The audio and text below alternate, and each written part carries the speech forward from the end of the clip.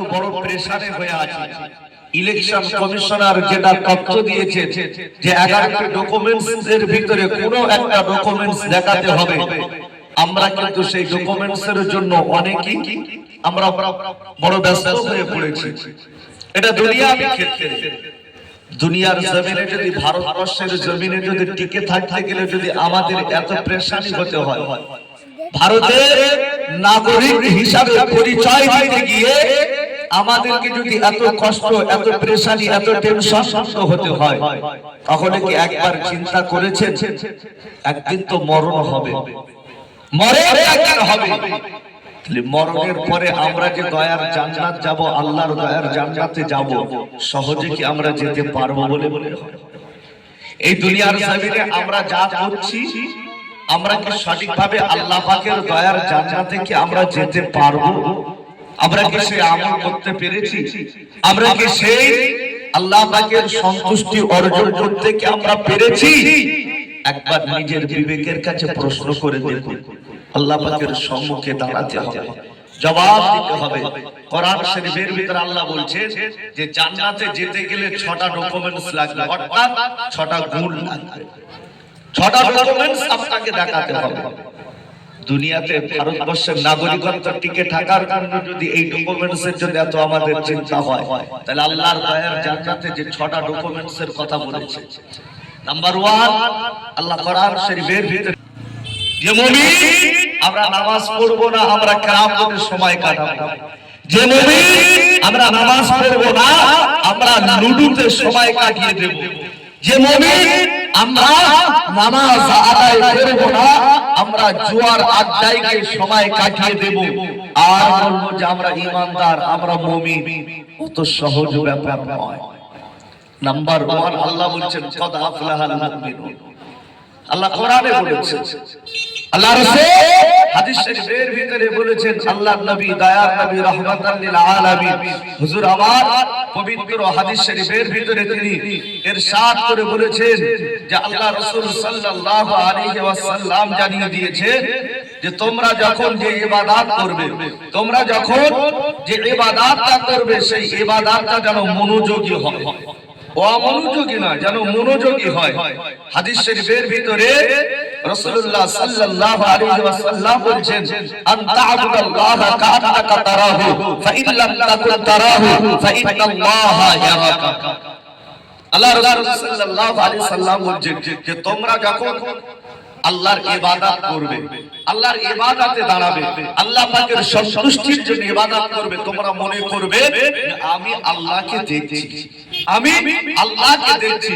আর যদি মনে হয় না আল্লাহকে তো আমি তো দেখতে পাই না, তবে তোমরা এতটুকু মনে করবে যে আল্লাহ পাক সবকিছু দেখছেন, আল্লাহ সবকিছু দেখছেন।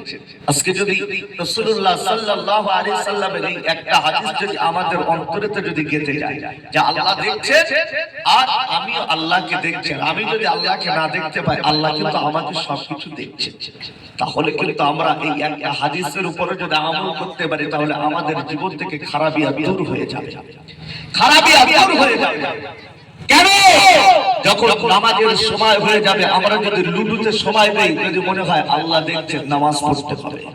যদি তাসের আড্ডায় সময় দেই, মনে হবে যে নামাজের সময় হয়েছে, আল্লাহ দেখছেন।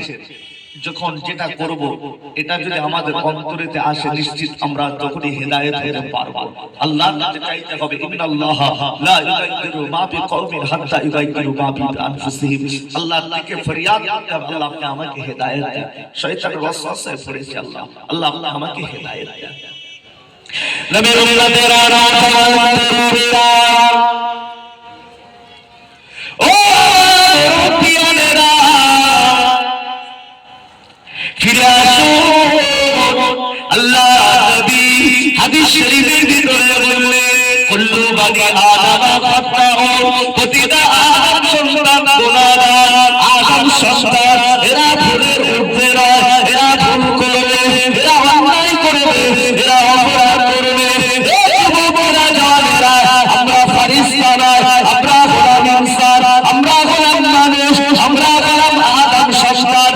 ভুল হওয়াটা আমাদের জন্য স্বাভাবিক, অস্বাভাবিক কিছু না।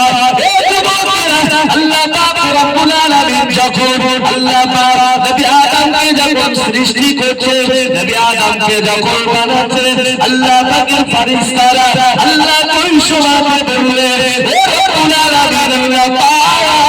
আপনি কেন আদমকে বানাচ্ছেন, কিসের জন্য বানাচ্ছেন, কি কারণে বানাচ্ছেন? আল্লাহ পাক ওই সময় বলেছিল মালায়েকা ফেরেশতারা আমি আদমকে বানাচ্ছি দুনিয়ার জমিনে, আমি আল্লাহ পাক আদমকে পাঠাবো, আদম সন্তানদের ঘরে পাঠাবো, আমি আল্লাহ আমার ইবাদত করবে, আমি আল্লাহ এরা আমার বাপকে কি করবে, এরা আমাকে রাজি খুশি করবে, এই রাজনে আমি আল্লাহ পাক আদমকে বানাচ্ছি। আল্লাহ পাকের মালায়েকা ফেরেশতারা আল্লাহ পাককে বলেছিলেন ও আল্লাহ আমিন আল্লাহ পাক আপনি আদমকে বানাবেন না, আপনি আদমকে সৃষ্টি করবেন না, আল্লাহ পাক আপনি যে আশা যে নিয়াত দিয়ে আদমকে বানাচ্ছেন, এরা দুনিয়ার জমিনে এরা আপনার ইবাদত করবে না, এরা আপনার হুকুম মানবে না, দুনিয়ার জমিনে দেখিয়ে এরা খুনি করবে, এরা রাজনীতি করবে, এরা একে অপরের প্রতি তাকাক্কুরি আর হিংসা করবে, এরা আপনার ইবাদত করবে না, এরা আপনাকে ডাকবে না।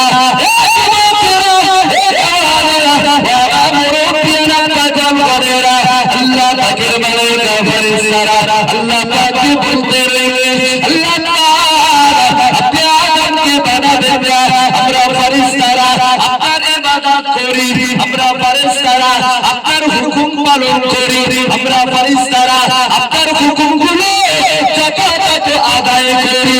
আল্লাহ পাক আমাদের ইবাদত আপনার কি ভালো লাগে না, আমাদের ইবাদত আপনার কি পছন্দ হয় না,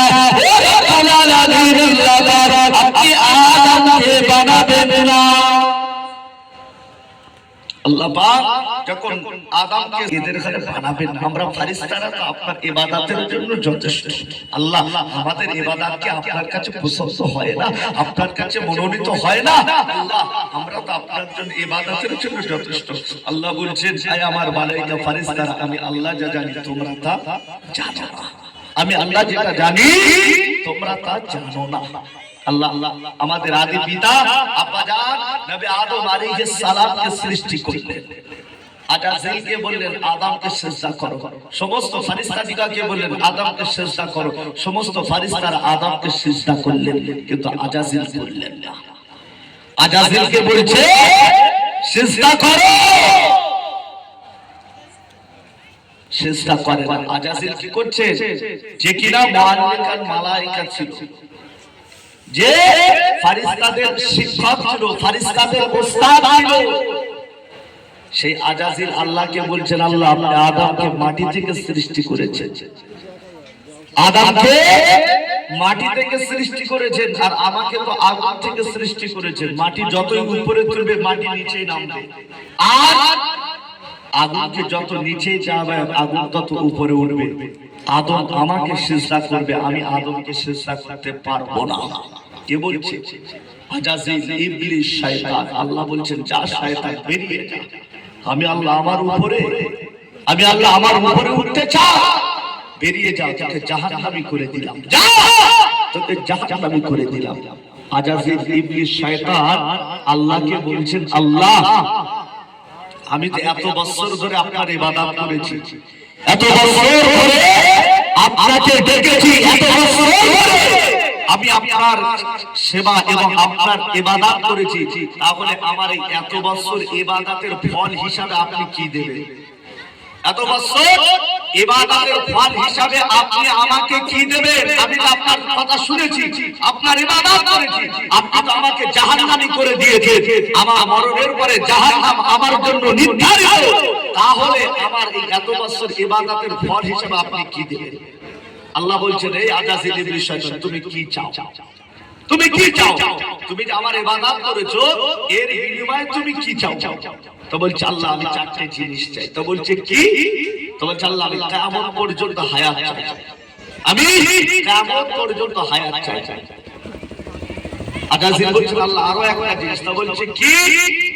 যে আমি মানুষের শিরায় শিরায় যেন চলতে পারি, এটা আমাকে ক্ষমতা দিতে হবে। তো বলছে যা, এটাও তোকে দিলাম।